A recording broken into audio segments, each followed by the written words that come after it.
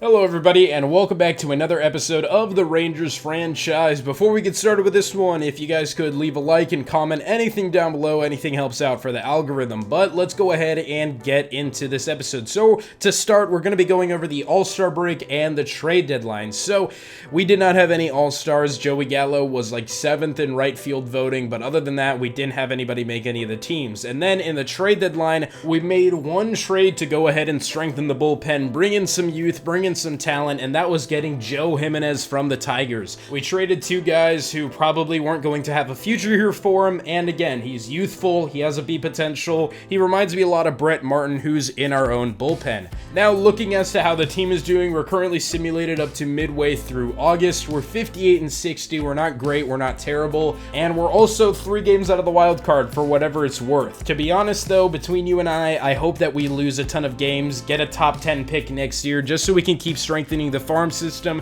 especially since we don't have a ton of veterans that we can trade for prospects. The one way to add them, of course, naturally would be through the draft. Now, looking as to how our players have been doing, Joey Gallo getting that OPS back above 800, always nice to see. Nick Solak, similarly, finally above 700, he's finally getting better. Willie Calhoun has also been on a huge slump for like what feels like the last month and a half. Hopefully he can finally start to get out of it. And then Nate Lowe, he does need to get on base more, but his slugging percentage has spiked since getting called back up, and his OPS is finally looking a lot better. And then looking at our pitching, Kyle Gibson is having a career year. He's been awesome, which is great to see considering we're paying him a lot of money. Next year, he's on the books for $8.5 million. So hopefully he can continue to get better, maybe even being a trade asset. And then Mike Folty, the experiment just isn't working here. He's probably not going to get brought back. And then looking at the bullpen, Hernandez and Rodriguez have been good. Brett Martin has been fine. Jose Leclerc continues to struggle, and Joe Jimenez just needs to keep on doing what he's doing and getting better. And then looking as to how our prospects are doing, we did sign one prospect from the free agency pool in Tristan Ziegler at the start of the season. He's been great. He probably could crack the major league roster next year, and we really need him because Sam Huff has really struggled. He's gone down to a C potential. Don't know if he's going to be a future catcher, probably just a future trade asset, if anything. And then Josh Young, one of our top prospects based on potential, has had a nice season. Would love for his overall to be a little bit higher because based on that, he's probably not going to make the MLB roster until like year 3, but still good to see him doing good in the minor leagues. And then Hans Kraus, our current top pitching prospect, has also been very good. Possibly a September call-up guy next year, but for sure could potentially crack the rotation in around year 3, especially if he continues developing like he has so far. That's it for most of our top prospects.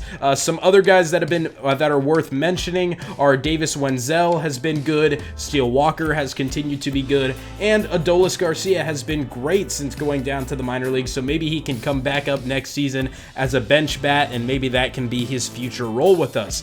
Other than that though, let's go ahead and get into the game for this episode. So the 4th place Seattle Mariners travel into Globe Life Field to take on the Texas Rangers. Wes Benjamin gets the start for the Rangers. He'll be faced off against Nick Margevicius, who's had a nice season to this point. This one started off slow, so why not show off some fielding highlights as Kyle Lewis, the former Rookie of the Year, sends that one into the right field gap. Looks like it's going to get down, but Leody Taveras tracks it down, showing off some nice range there to end the inning. Then in the top of the 4th, a big jump here. J.P. Crawford sends that one again into center field. Looked like it'll be a blooper, but Taveras again tracks it down. But now in the bottom of the 4th is where things get started as Willie Calhoun launches a moonshot to right field for his 15th home run of the season. He's been having a slump, but in this game he would go 3 for 4 with a couple of RBIs. Later on, same inning now, Brock Holt up at the plate, 1 out, as he'll take that one and send it into the right field corner. It'll get down, however Holt will only be able to get a single out of it. Now Nate Lowe, the former Tampa Bay Ray, up at the plate, smacks that one back into center field as it allows Brock Holt with some aggressive base running to get into third safely. Now Leody Taveras up at the plate. He's had some nice plays in the outfield, and now he does it with his bat, bringing in the runner, advancing the next one over to third. However, nothing would come of it as the Rangers would end it with a 2-0 lead. As now Wes Benjamin continues dealing there there as Ty France flies out to Joey Gallo there in right, as the Mariners have been held up to a no-hitter to this point. Now, leading off the bottom half of the 5th inning, Isaiah Kiner-Falefa sends that one into the right field corner, and the Mariners don't have a Leody Taveras, so it gets down, and Falefa is able to leg out a lead-off triple, which continues his 10-game hitting streak.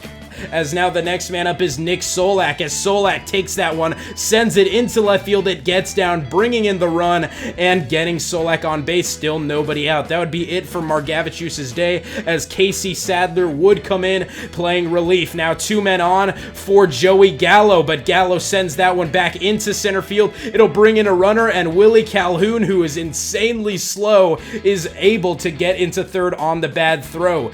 David Dahl at the plate now, as Dahl sends that one into center field. It would be caught, however, Calhoun would be able to tag up. He was late to get the call though, so he almost gets gunned down, but he makes it in there safely. It's now a 5-0 Rangers lead, as Nate Lowe continues the carnage, sending that one into the left field corner. Now runners on second and third for Leody Taveras. Already has an RBI earlier in this game, and last at bat he blooped it into right field. This time it's into left field, scoring both of the runners. The throw was a little wild there. Taveras almost got aggressive, but he held up. Now, top of the 6th, Benjamin is dealing with a comfortable lead as he gets Evan White caught looking there. And then Kyle Seager in the top of the 8th sends that one into right field. Gallo thinks he's in position, but he misjudges it. So the no-hitter is over as Seager gets a lead-off triple. Benjamin only had 77 pitches. However, his stamina was absolutely washed.